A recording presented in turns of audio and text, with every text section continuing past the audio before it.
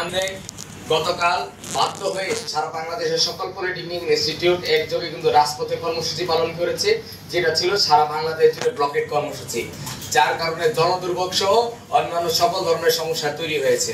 আমাদেরকে আজকে প্রস্তাব দেওয়া হয়েছিল শিক্ষা উপদেষ্টা সহ অন্যান্য সংশ্লিষ্ট সকলের সাথে আমাদের বৈঠক করানো হবে, কিন্তু আজকে আমরা আমাদের কারিগরি মাদ্রাসা বিভাগে এসে যখন উপস্থিত হই তখন আমরা দেখতেছি শিক্ষা উপদেষ্টা আমাদের মাঝে উপস্থিত হন নাই এবং সচিব মহোদয় যেহেতু রং করেছিলেন সেই ক্ষেত্রে তিনি উপস্থিত হতে পারেন নাই। এখন এখানে যে সংশ্লিষ্ট যারা কর্তৃপক্ষ তাদের সাথে আমাদের কিছু বিষয় নিয়ে আলোচনা হয়েছে, কিন্তু আমরা আলোচনার ফলাফল এটা দেখতেছি যে তারা আমাকে কোনো পেপার ওয়ার্ক দেখাইতে পারতেছে না, বা তারা যে পদক্ষেপ নিচ্ছে সেটার কোনো ডকুমেন্ট তাদের কাছে নাই। তারা বলতেছে তারা নিয়োগ বিধি সংশোধন করেছে, এটা করেছে, ক্লাবদের বিরুদ্ধে এই পদক্ষেপ নিয়েছে, কিন্তু আমরা কোনো দৃশ্যমান ফলাফল পাচ্ছি না। তাদের সকল কিছুতেই তারা আলোচনার সময় লাগবে, সময় ক্ষেপণ করার প্রস্তুতি আসতেছে। তাই সেই ক্ষেত্রে আজকের বৈঠকে আমরা কারিগরি ছাত্র আন্দোলন বাংলাদেশ কোনোভাবেই সন্তুষ্ট নই। আমাদেরকে এভাবে ডেকে কোনো তারা কোনো সমাধান প্রদান করতে পারে নাই। তার পরিপ্রেক্ষিতে সারা বাংলাদেশের সকল পলিটেকনিক ইনস্টিটিউট সম্মিলিত হবে এবং কারিগরি ছাত্র আন্দোলন একত্রিতভাবে সিদ্ধান্তক্রমে কঠোর থেকে কঠোর কর্মসূচির দিকে যাবে এবং কঠোর থেকে কঠোর কর্মসূচি খুব দ্রুত আপনাদেরকে জানিয়ে দেওয়া হবে। আমাদের দাবি আদায় না হওয়া পর্যন্ত আমরা যেভাবে আন্দোলন চলমান রেখেছি আমরা সেভাবে আন্দোলন চলমান রাখবো। জি, আপনাদের কোনো প্রশ্ন থাকলে আপনাদের যে দাবিগুলো আছে 6 দফা, সেগুলো তো আসলে একদিনেই বাস্তবায়ন করা সম্ভব না। আবার যাদের নিয়োগ বাতিলের দাবি করছে এটা তো একটা চাকরির বিষয়, মানে তাদেরকে সরকারিভাবে নিয়োগ দেওয়া হয়েছে, তো তাদেরকে হুট করে কিভাবে বাতিল করবে এবং এই লোকগুলো পরিবার কিভাবে আপনাদের যে আরো 6টা দাবি আছে বিশ্ববিদ্যালয়ে তো আপনারা চাইলে আজকে করে ফেলতে পারবেন। এই বিষয়ে আমি আপনাদেরকে উত্তর দিই যে চাকরিচ্যুত করা অন্যান্য বিষয়ে যে কথা বললেন, যেরকম আমাদের সেক্টরে বা কারিগরি শিক্ষা অধিদপ্তরের নিয়ম অনুসারে কেউ যদি কোনো প্রকার মামলা বা আইনি প্রক্রিয়া যায় সেক্ষেত্রে যে অধিদপ্তরের ডিজি বরাবর বা তার কাছ থেকে অনুমতি নিতে বাধ্য থাকে।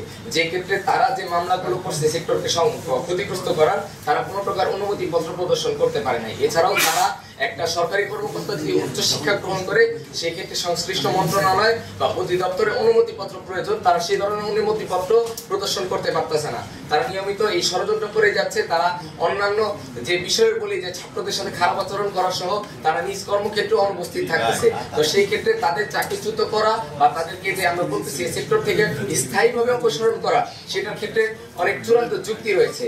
আমরা যদি এই ষড়যন্ত্রকারীদেরকে কোনোভাবে তাদের মানবিক দিক বিবেচনায় বা তাদের পরিবার কি করবে এভাবে ছেড়ে দিতে থাকে, তাহলে সেই ক্ষেত্রে যারা জেলে বন্দী আছে, তারা ধর্ষক আছে, আমাদেরকে সকলকে ছেড়ে দেওয়া উচিত। তাদেরকে ধর্ষকের সাথে তুলনা করছেন। আপনার এই 2000 মানুষ, আপনি বলছেন যে 2000 মানুষের আপনারা দুঃখিত, এখানে আপনি এইটা বিভ্রান্তির মধ্যে পড়ে গেছেন। আমরা কিন্তু 2000 যারা 2181 যারা নিয়োগ আছে তাদের ক্ষেত্রে বলতেছি না, যারা 18 জন মামলার বাদী বা মামলার সাথে যুক্ত হয়ে ষড়যন্ত্র পরিকল্পনা করতেছে তাদের ক্ষেত্রে বলতেছি, তারা উচ্চ শিক্ষার ক্ষেত্রে কোনো ধরনের কাগজপত্র প্রদর্শন করতে পারে নাই। তারা যে মামলার বাদী হয়েছে বা মামলায় অংশগ্রহণ করেছে, অধিদপ্তরের কাছে যে তাদের কোনো অনুমতিপত্র বা অধিদপ্তরকে অবগত করে সেই ধরনের কর্মকাণ্ডে যাওয়া, সেই ধরনের বিষয়গুলো তারা প্রদর্শন করতে পারতেছে না। তো সেই ক্ষেত্রে যারা এই ষড়যন্ত্রের সাথে লিপ্ত তাদের ক্ষেত্রে আমরা শাস্তিমূলক ব্যবস্থা যাচ্ছি। একটা বিষয় আপনাদের 6 দাবি দেখলাম, সেই 6টা দাবির মধ্যে আপনাদের যে ইউনিভার্সিটি করার দাবি সেটা আসে 6 নম্বরে। বাকি 4টা দাবি ইনস্ট্রাক্টর মানে শিক্ষকদের স্বার্থ সংশ্লিষ্ট। আপনারা শিক্ষার্থী, শিক্ষকদের স্বার্থ সংশ্লিষ্ট দাবি নিয়ে মাঠে নেমেছেন, এটা আপনাদের সবাই শিক্ষার্থী। আপনারা তো শিক্ষার্থী, এটা তো দেখবে ডিসি অফিস এবং আপনাদের এটা আছে যে কেউ আপনাদের দিয়ে এটা করাচ্ছে। আমাদের উত্তর দেওয়ার সুযোগ দেন। আচ্ছা, এই উত্তর দেওয়ার সুযোগ দেন। আপনারা বলছেন যে শিক্ষক সংশ্লিষ্ট দাবি, এখন আমাকে যদি স্পেসিফিকলি বলেন কোনটা শিক্ষক সংশ্লিষ্ট দাবি, তো সেই পরিপ্রেক্ষিতে উত্তর দেন। ইনস্ট্রাক্টরদের সবাই তো এটা আপনার দাবি হওয়ার কথা না। এখানে সহকারী পরিচালক কারিগরি থেকে নিতে হবে, এটা তো আপনার দাবি, সেটা তো আপনার দাবি হবে, আপনার দাবি হবে। আচ্ছা ঠিক আছে, আপনাদের প্রশ্নটা অবশ্যই যৌক্তিক। তো এই প্রশ্নটার সমাধান যেটা বা এই প্রশ্নের অ্যান্সারটা এরকম হবে যে আমার নাম মোহাম্মদ আল ইমরান, আমি কারিগরি ছাত্র আন্দোলনের কেন্দ্রীয় উপদেষ্টার দায়িত্বে আছি। তো এই প্রশ্নটার অ্যান্সার এরকম যে দিন শেষে আমরা একজন ডিপ্লোমা প্রকৌশলী এই সেক্টরগুলোতে বিগত দিনে 98 যে গ্যাজেট অনুযায়ী প্রত্যেকটা পয়েন্টে কারিগরি শিক্ষায় যারা শিক্ষিত ব্যক্তিবর্গ তাদেরকে দিয়ে অধিদপ্তর এবং সংশ্লিষ্ট শিক্ষা বোর্ড নিয়ন্ত্রিত হতো।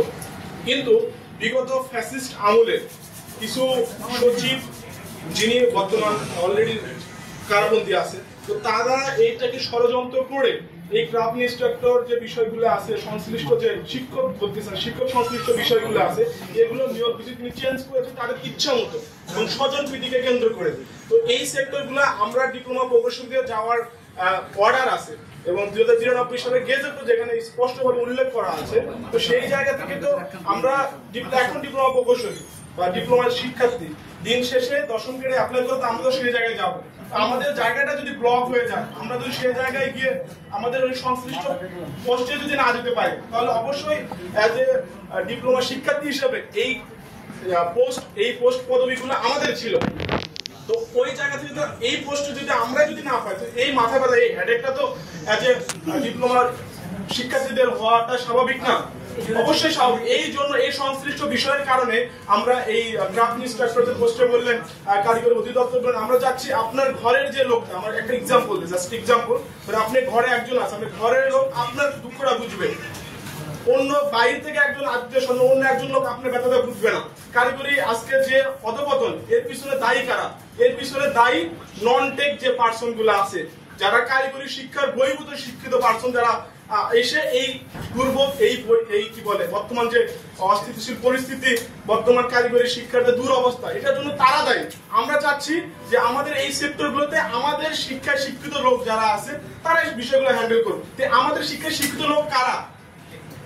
এই শিক্ষিত লোক তো আমরাই, যারা এখন বিভিন্ন পলিটেকনিকের শিক্ষক অবস্থায় আছি। দিন শেষে এটা আমরা শেষ করে এই জায়গাগুলোতে আমরাই আসবো, এটাই হচ্ছে আমাদের মূল দাবি। এই কারণে আমাদের সাধারণ শিক্ষার্থীদের এইটাই হারে। আপনি যেটা দাবি করেছেন, আপনারা যেগুলো দাবি করেছেন সেটা আপনার লেখাপড়া শেষ হয়ে যাওয়ার পরে আশা করি আপনি শিক্ষকদের সেটা তো অবশ্যই অবশ্যই আরেকটা বিষয় আমি বুঝতে পেরেছি। আপনার বুয়েটে কি ফিজিক্স কেমিস্ট্রি পড়ানো হয় না? আপনার বুয়েটে সোশিওলজি পড়ানো হয় না কোর্স হিসেবে? দিচ্ছে বুয়েটে ননটেক থেকে যারা ফিজিক্স তাদের ননটেক যে ডিপার্টমেন্ট আছে, আমাদের Dhaka polytechnic institute non-tech department আছে। আমরা বলেছি পরিচালনার ক্ষেত্রে ননটেক থেকে পরিচালনা আসতে পারবে না। আপনারা যদি বুয়েটে স্পষ্ট লক্ষ্য করেন, বুয়েট প্রতিষ্ঠার শুরু থেকে অধ্যাপক এম এ রশিদ থেকে শুরু করে যখন প্রিন্সিপাল ছিল, পরবর্তী যখন ভাইস চ্যান্সেলর আসে, সেই তখন থেকে এই অবধি কোনো ননটেক থেকে কেউ কিন্তু ভাইস চ্যান্সেলর বা প্রিন্সিপাল হইতে পারে না।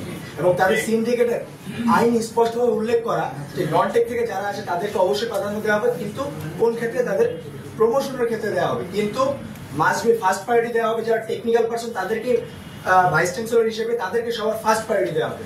সেই ক্ষেত্রে একটা ইঞ্জিনিয়ারিং ইনস্টিটিউট, পলিটেকনিক ইনস্টিটিউট কিভাবে পরিচালনার ক্ষেত্রে ননটেক থেকে ব্যক্তিরা থাকে? আমরা ননটেকের বিরুদ্ধে না, আমরা ননটেকের পরিচালনার বিরুদ্ধে। এখানে আপনারা একটা কথা বলছিলেন যে এই জুনিয়র ইনস্ট্রাক্টর পদে ক্রাফট ইনস্ট্রাক্টরদের পদোন্নতি হবে না, এটা শিক্ষকদের দাবি। এখন আপনাদের কাছে একটা নীতিগত প্রশ্ন করি, আমাদের নিয়োগ বিধি অনুযায়ী ক্রাফট ইনস্ট্রাক্টর পদে একজন এইচএসসি অথবা এসএসসি ভোকেশনাল থেকে পাশকৃত একজন নিয়োগপ্রাপ্ত হয়। এখন আমি হলো একজন ডিপ্লোমা ইঞ্জিনিয়ারিং পূর্ব শিক্ষার্থী, আমি 4 বছর পর ডিপ্লোমা ইঞ্জিনিয়ার হব। এখন একজন ডিপ্লোমা ইঞ্জিনিয়ারের শিক্ষকের যোগ্যতা কি এসএসসি অথবা এইচএসসি ভোকেশনাল পাশকৃত হতে পারে? এটা যদি আমাদের সেক্টরে একবার হয়, তাহলে অন্যান্য সেক্টরের ক্ষেত্রেও এরকম দেখা যাবে যে এইচএসসি এসএসসি পাশকৃতরা তারা প্রমোশন নিয়ে শিক্ষকতা করার দাবি করবে। আবার আরেকটা বিষয় আপনারা চিন্তা করেন যে অনেক ক্রাফট ইনস্ট্রাক্টর, আমাদের পদোন্নতি সিস্টেমটা এরকম, অনেক ক্রাফট ইনস্ট্রাক্টর আছে যারা হলো মাস্টার রুল অথবা অন্যান্য পদ থেকে, অফিস সহকারী, পিয়ন পদ থেকে ক্রাফট ইনস্ট্রাক্টর হয়ে থাকে। তাহলে একজন মাস্টার রুলকে বর্তমানে পদোন্নতি যে রেটটা দেওয়া হয়েছে সেটা অনুযায়ী একজন মাস্টার রুল কি এখন শিক্ষক হবে? আর একটা সেক্টর যদি হয় তাহলে আমরা মেনে নিব?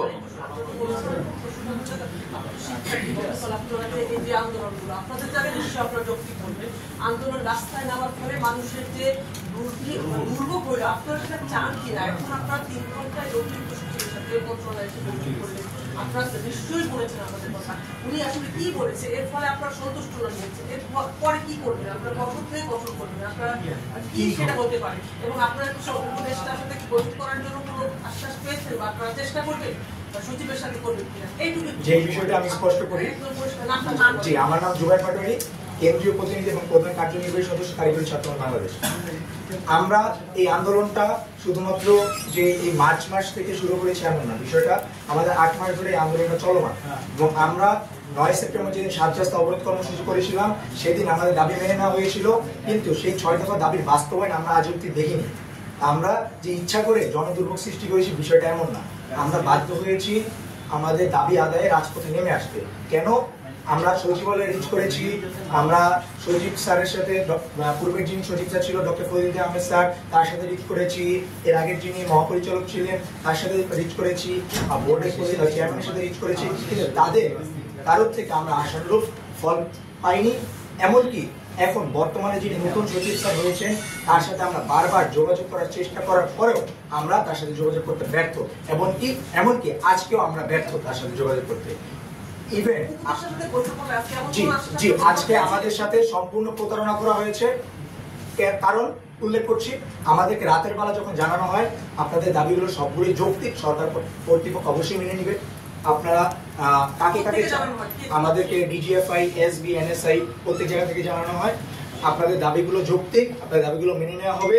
এমনকি বলা হয়েছে আপনারা যাদের যাদের সাথে বসতে চান তাদের নাম উল্লেখ করেন, আপনাদের বৈঠকের ব্যবস্থা আমরা করছি, আপনারা আমাদের সাথে নেগোসিয়েশন আসেন।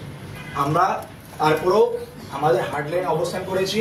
আমরা বলেছি যতক্ষণ পর্যন্ত আমরা বৈঠকে থাকবো ততক্ষণ পর্যন্ত আমাদের আন্দোলন শিথিল থাকবে, তারপর আমাদের আন্দোলন স্থগিত থাকবে না। আজকে আসার পরে যখন দেখতে পাই এখানে আমাদের যিনি ম্যাম ছিল রেহানা ম্যাম, অতিরিক্ত সচিব দায়িত্বপ্রাপ্ত, তিনি নিজেও জানেন না এখানে শিক্ষা উপদেষ্টা স্যার উপস্থিত থাকবেন। আমরা সাধারণ শিক্ষার্থী, আমরা জানি না সচিবালয়ে কোন দিন ক্যাবিনেট মিটিং থাকে। আজকে শিক্ষা উপদেষ্টা ক্যাবিনেট মিটিংয়ে ছিল উপস্থিত।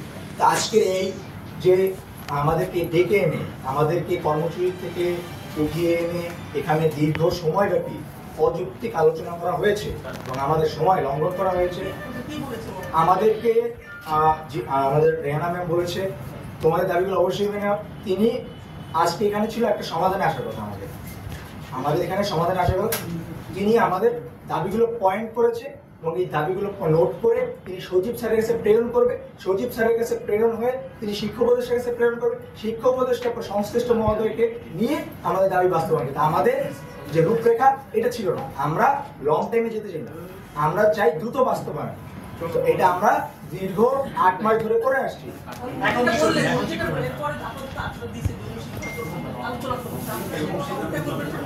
এখন আমরা যেই আশ্বাস পেয়েছি এই আশ্বাস আমরা বিগত 8 মাস থেকে এর থেকে ভালো আশ্বাস পেয়েছি, কিন্তু বাস্তবায়ন আমরা দেখি যে আমাদের কর্মসূচি আমাদের যেভাবে চলমান ছিল সেভাবে চলমান থাকবে। আমাদের জনদুর্ভোগ যতটা কমিয়ে আমাদের আন্দোলন পরিচালনা করে সেটা আমরা চেষ্টা করি। যে আজকে আমাদের শিথিল রয়েছে, শিথিল এখন পর্যন্ত অব্যাহত আছে। আমাদের যে শিথিল থেকে হার্ডলাইনে যেতে হয় সেটা আমরা জানিয়ে দেবো, কিন্তু বর্তমান এখন আমরা স্পষ্ট আমাদের তথ্য দিচ্ছি। আচ্ছা, আমার আরেকটা শেষ প্রশ্ন, আপনারা আন্দোলন করেছেন, হ্যাঁ, রাস্তায়, কিন্তু আপনারা যেখানে শিশুরা কষ্ট পাচ্ছে, সাধারণ মানুষ কষ্ট পাচ্ছে, আপনারা রাস্তায় আটকে সেখানে ফুটবল খেলার মতো কাজগুলো কেন হয়েছে? এগুলো কারা করেছে? আরেকটা প্রশ্ন ওনার সাথে করি, কিন্তু আপনি সেটা হচ্ছে দুইটা ব্যাপার। একটা হলো যে আপনাদের এই আন্দোলন শিক্ষকদের কথা বারবার আসছে, আপনাদের কাছে এর কোনো উত্তর আছে কিনা যে আপনাদের আশেপাশে শিক্ষকদের কেন দেখা যাচ্ছে? 1 নম্বর। 2 হলো যে আপনারা পড়াশোনা করে আসলে এটা বোঝা যাচ্ছে আপনারা অনেক যুক্তি দিচ্ছেন, এই যে সরকারি চাকরি বিধি গাইডলাইন এগুলো যে আপনি যেভাবে বলছেন যে আজকেই হয়ে যাওয়া উচিত, 8 মাসে হয়ে যাওয়া উচিত, আসলে এর থেকেও বেশি সময় লাগে, এটাই স্বাভাবিক। তাহলে সেই সময়টা আপনারা কেন দিতে পারছেন? আমাদের যে চাকরি বিধি থেকে শুরু করে প্রত্যেকটা নিয়োগ বিধি সংশোধনের আমরা প্রস্তাব আমরা 9 সেপ্টেম্বর উত্থাপন করেছি। নিয়োগ বিধি সংশোধনের কমিটি করা হয়েছে, সেই কমিটি এই পর্যন্ত আমাদের সাথে বসেনি। সেখানে ছাত্র প্রতিনিধি নিশ্চিত করা হয়েছে, তারা সেই তখন থেকে খসড়া রেডি করা সত্ত্বেও এই পর্যন্ত সেই নিয়োগ বিধি 2021 সালে বিতর্কিত ট্রাফিক সেক্টরের নিয়োগ বিধি সংশোধন এই পর্যন্ত প্রণয়ন করতে পারেনি, এবং যেটা সংশোধন করতে সচিবালয় এবং অধিদপ্তরের 1 সপ্তাহের বেশি সময় লাগার কথা। একটা বিষয় যেটা বললেন যে স্যার আপনি প্রশ্ন করলেন, আপনি আমাদের আন্দোলন চলার সময় যে কথাগুলো বললেন এর জন্য হয়তো আন্দোলন দুঃখিত প্রশ্ন, আপনার এটা বলা উচিত ছিল যে কুমিল্লাতে যখন সেনাবাহিনী ওপেন ফায়ার করলো তখন ওই বিষয়ে কথা বললেন। আমার সেক্টর আমার সেক্টরের ছেলেপেলে আমার ভাইয়ের রক্ত ঝরছে, আমি আস্তে কথা বলবো না।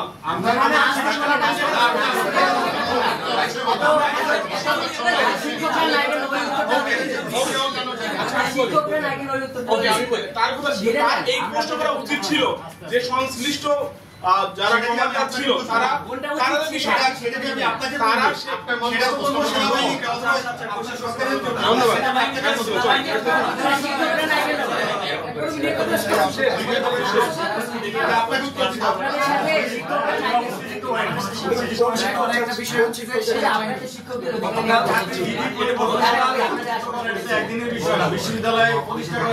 আমরা এখানে আজকে প্রস্তাবনা রেখেছি বিশ্ববিদ্যালয় সম্পর্কে আমরা আজকে প্রস্তাবনা রেখেছি আমাদের যে নির্মাণাধীন 4টি ইঞ্জিনিয়ারিং কলেজ আছে সেটা আগামী সেশন থেকে অস্থায়ী ক্যাম্পাসের মাধ্যমে ডুয়েটের আওতাভুক্ত করে কার্যক্রম চালাতে পারে এবং বিশ্ববিদ্যালয়ের যে প্রতিষ্ঠা সেটা একদিনে সম্ভব নয়। এটা আমরা জানি, আমাদের সংসদ পার্লামেন্টটাই বাজেট পাস করে একটা জটিলতা রয়েছে।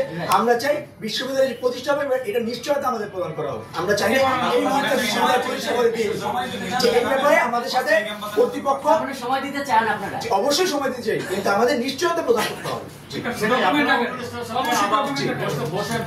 আমরা উপদেষ্টার সাথে এবং সরকারের সাথে সর্বাত্মক সহযোগিতায় আমাদের কার্যক্রম পরিচালনায় আগ্রহী, এখনো আগ্রহী। শিক্ষকদের উত্তরটা আমি দিচ্ছি। আমরা শিক্ষার্থীরা আমরা সরাসরি একটা গভর্নমেন্ট প্রতিষ্ঠানের ছাত্র। আমাদের যারা শিক্ষক আছে আপনারা জানেন আমাদের পলিটেকনিক এডুকেশনে শিক্ষক কত পার্সেন্ট ছিল এই লাস্ট জুনিয়র নিয়োগের আগে? 12%।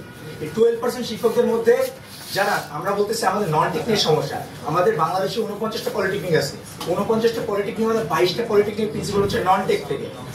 আমরা যে কথা বলবো, আমাদের যে যৌক্তিক দাবি, আমাদের যে শিক্ষকরা আছে জুনিয়র ইন্সট্রাক্টর তারা কথা বলার আগেই তাদের নামে অধিদপ্তরে কমপ্লেন চলে যায়, এই শিক্ষক এই কথা বলছে, একে এখনই ট্রান্সফার দেন। ইভেন আমরা এই আন্দোলন চলাকালীন অনেক শিক্ষককে চাকরিচ্যুত করতে দেখেছি। আমাদের নিচে আমরা বাইরে গেলে প্রমাণ সহ দেখাতে পারবো। এমনকি ঢাকা পলিটেকনিক ইনস্টিটিউট থেকে 17 জনের ট্রান্সফার রেডি করা হয়েছিল, 17 জন শিক্ষকের, তারা আমাদের সাথে ছিল বলে। আমরা শিক্ষার্থীরা যখন দেখতেছি আমরা আমাদের অধিকার আদায় স্পষ্ট, শিক্ষকরা যখন আমাদের কোঅপারেট করতে যাচ্ছে তাদেরকে হেনস্থা করা হচ্ছে। আমাদেরকে শুধু না, ইভেন আমাদের 7 জন শিক্ষার্থীকে ট্রান্সফার দেওয়া হয়েছিল অযৌক্তিক ভাবে, সেটা আমরা প্রতিহত করতে সফল হয়েছি। আমরা চাই আমাদের অধিকার আদায় শুধু ছাত্র নয়, শিক্ষকরা আমাদের পাশে দাঁড়াক। এখন এই সিচুয়েশনে কোনো শিক্ষকরা যদি এই সরকার কর্তৃপক্ষ কিংবা আমাদের এই কারিগরি শিক্ষা অধিদপ্তর কর্তৃক হেনস্থার শিকার হয়, আমরা এই সুষ্ঠু বিচার এবং তদন্ত সরকার কর্তৃপক্ষের কাছে